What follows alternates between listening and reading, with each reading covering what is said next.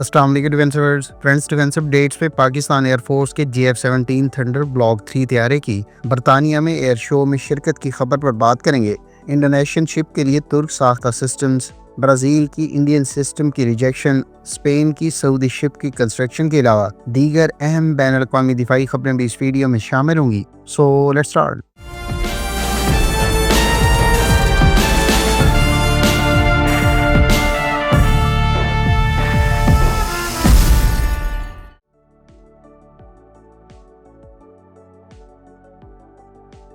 Friends, Pakistan air force के ज़ेर इस्तेमाल एक JF-17 थंडर ब्लॉक 3 तैयारा बरतानिया में होने वाले रॉयल इंटरनेशनल एयर ट्रेटो शो में शिरकत के लिए बहुत जल्द बरतानिया पहुंच जाएगा। रीसेंट रिपोर्ट्स के मुताबिक रियाद नामी इस एयर शो, जिसका इनेकाद 18 जुलाई से लेकर 20 जुलाई तक बरतानिया में हो रहा है, इस सिलसिले में JF-17 थंडर का ब्लॉक 3 यूनिट पहली मरतबा इस शो में शिरकत करेगा। रीसेंट रिपोर्ट्स के मुताबिक पाक फिज़ैया के नंबर 8 हैदर स्क्वाड्रन के ज़ेर इस्तेमाल ये JF-17 थंडर तैयारा बरतानिया में इस एयर शो में हिस्सा ले रहा है, जबकि पाक फिज़ैया के एक C-130 कार्गो ट्रांसपोर्ट एयरक्राफ्ट की भी इस एयर शो में शिरकत मुतवक्की है। फ्रेंड्स, बरतानवी एयरफोर्स के कोलैबोरेशन से मुनक्किद करवाए जाने वाले इस एयर शो का इनेकाद हर 2 साल बाद बरतानिया में किया जाता है और इसमें दुनिया भर की मुख्तलिफ एयर फोर्सेस के फाइटर और ट्रांसपोर्ट एयरक्राफ्ट हिस्सा लेते हैं। इससे पहले पाक फिज़ैया इस एयर शो में अपने C-130 तैयारों के साथ शिरकत करती आ रही है, ताहम ये पहली मरतबा है कि पाक फिज़ैया के ज़ेर इस्तेमाल एक फाइटर एयरक्राफ्ट भी इस एयर शो में शिरकत करेगा।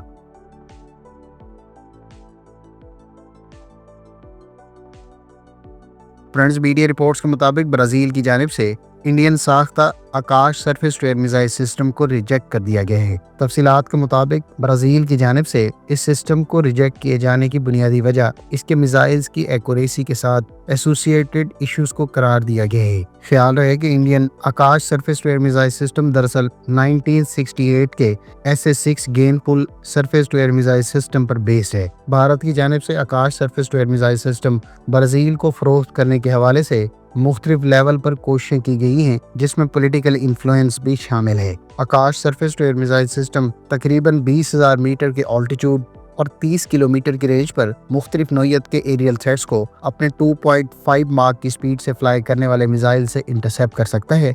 भारत की जानिब से आकाश सिस्टम के अलावा ब्राज़ील को गरुदा 105 मिलीमीटर की हॉइट्ज़र गन भी ऑफर करवाई गई हैं, जबकि भारत और Brazil battlefield communication systems, coastal surveillance capabilities के अलावा नई ऑफशोर पेट्रोल वेसल्स के डेवलपमेंट के हवाले से भी कोऑपरेशन पर बातचीत कर रहे हैं। ब्राज़ील के बारे में रिपोर्ट्स हैं कि वो इटालियन साख्ता surface to air missile system को अक्वायर करने के हवाले से इटालियन हुकाम से बातचीत कर रहा है।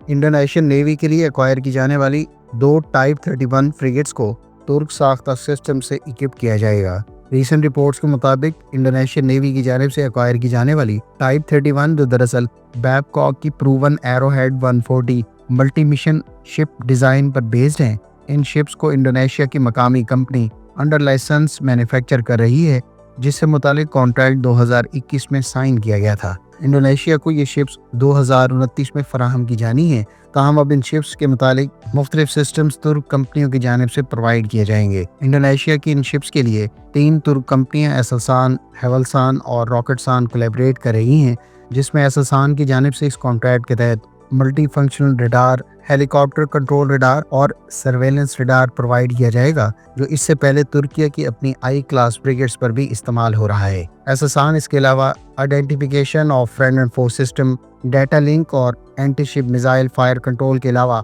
हल माउंटेड सोलार सिस्टम भी प्रोवाइड करेगी। इधर रॉकेटसान की जानिब से इन शिप्स के लिए वर्टिकल लॉन्च सिस्टम प्रोवाइड किया जाएगा, जो इस शिप के प्राइमरी वेपन्स को इस फ्रिगेट में होस्ट करेगी।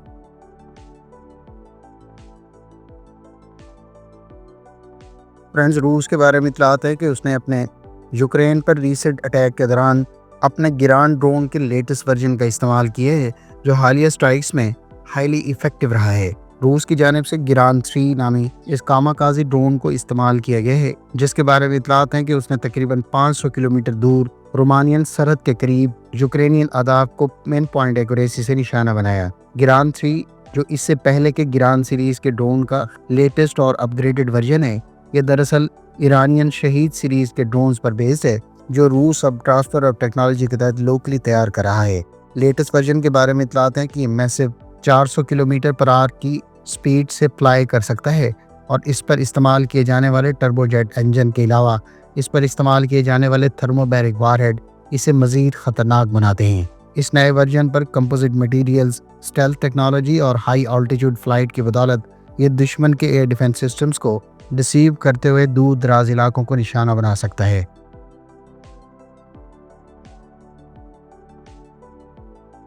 اسپینش کمپنی نوانتیا نے سعودی عربیہ کی نیوی کے لیے 3 نئی کارویٹس کی کنسٹرکشن کے سلسلے میں پہلی شپ کی باقاعدہ کنسٹرکشن کے حوالے سے سیرمنی کا انعقاد کیا ہے۔ سعودی عربیہ کے منسٹری آف ڈیفنس کی جانب سے ایڈیشنل 3 ویسلز کا کانٹریکٹ گزشتہ برس دسمبر میں اسپینش کمپنی کے ساتھ سائن کیا گیا تھا، جبکہ رائل سعودی نیوی اس سے پہلے ہی اس سلسلے کی 5 شپس آرڈر اور باقاعدہ انڈکٹ کر چکی ہے، جس کے حوالے سے اسپینش کمپنی نے سعودی نیوی کو آخری شپ 2024 میں ڈلیور کی تھی۔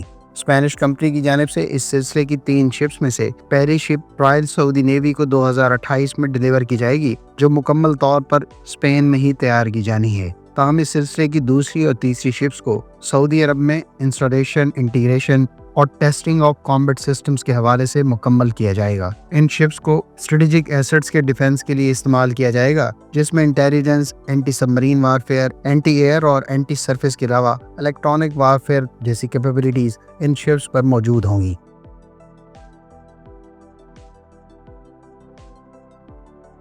جرمنی کی جانب سے اٹالین کمپنی لینارڈو کی تیار کردہ مائسس ڈائریکٹڈ انفرارڈ کاؤنٹر میجر سسٹمز کا انتخاب کیا گیا ہے، جو جرمن ایئر فورس کے زیر استعمال C-130J ٹرانسپورٹ ایئر کرافٹ اور KC-130J ٹینکر ایئر کرافٹ کو اکپ کریں گے۔ لینارڈو کے تیار کردہ ایک سسٹم کے بارے میں کمپنی کا دعویٰ ہے کہ یہ ہیٹ سیکنگ میزائلز جیسے تھریٹس کو ڈیفیٹ کرنے کی صلاحیت رکھتا ہے، اور یہ اپنے انفرارڈ سیکر ہیڈ کی بدولت ہائی پاور لیزر انرجی کا استعمال کرتے ہوئے ان کمنگ میزائل تھریٹس کو ٹارگٹ کرتا ہے۔ خیال رہے کہ جرمن ایئر فورس نہ صرف لاکہیڈ مارٹن کے تیار کردہ ان C-130 طیاروں کو ٹرانسپورٹیشن اور کارگو مقاصد میں استعمال کرتی ہے، بلکہ اس کے علاوہ یورپین کنسورشیم کے تیار کردہ A400M ٹرانسپورٹ ایئر کرافٹ کو بھی جرمن ایئر فورس کی جانب سے ٹرانسپورٹیشن مقاصد کے لیے استعمال کیا جا رہا ہے۔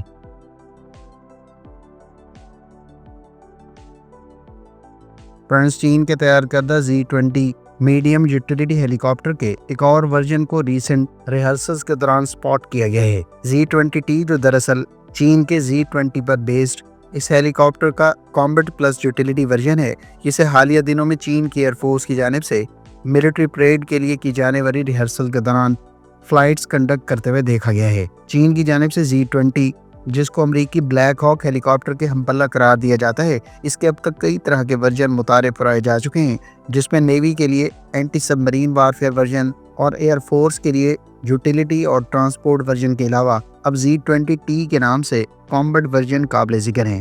Z-20 چین کا میڈیم لفٹ یوٹیلیٹی ہیلی کاپٹر ہے، جسے چین کی پولیس کی جانب سے بھی اپنی سروس میں باقاعدہ انڈکٹ کیا گیا ہے۔